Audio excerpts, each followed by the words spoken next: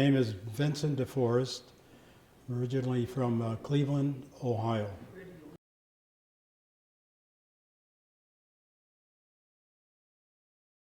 The currency of the civil rights movement was very much a part of my life.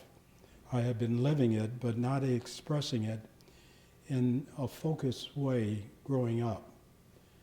I was letting history play on me with very little response. Having gone into the military, having traveled in the way that I had, there was a certain urgency in the need to become more involved in shaping what was happening to me that I felt was needed to be changed. And so the opportunity of being a part of YCW, which brought a focus to our lives, understanding the social movements that have occurred throughout history in the course of YCW and other activities that I was involved with. All of those things helped to build the kind of what is considered today the ongoing, continuing revolution.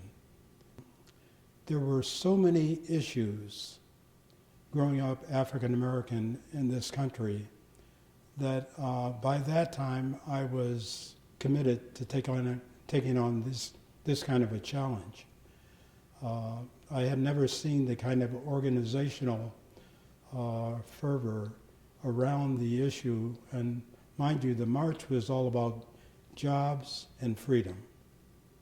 And both of those issues, as then as today, have currency. And to deny participation was not an option. It isn't over. It's very much alive today, and I hope that as part of this ongoing revolution that we're a part of, that the younger generation become more engaged. Because if you remember, the civil rights movement began with the young people. It was the college students and the high school students that began some of these earlier marches.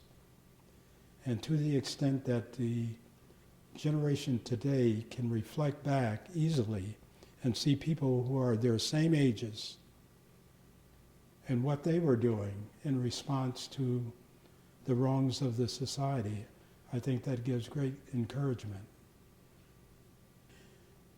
In everyone's life, they need to have experienced the tensions of creative nonviolence in terms of making change in our society. We haven't overcome yet, and there are so many issues out there for us to respond to.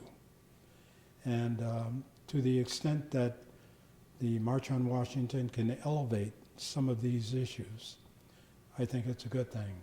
And to recognize today that not too far from that site, where there is a plaque on the steps of the Lincoln Memorial, but not too far from there is the National Historic Monument to Dr. King. Undeniably, there is a story that we can tell through those monuments that stand today and will be there for tomorrow. We have to tell the story, though. And what story is that? Especially kids today who would say, why is that statue there? Why did you need a march in 1963? What story are we telling them? Well, I guess one way to tell the story is to go back in history, but these kids are too young to really have captured the essence of that past history. But if you would tell the story from where we are today and then go back, I think they could better understand the change that has taken place.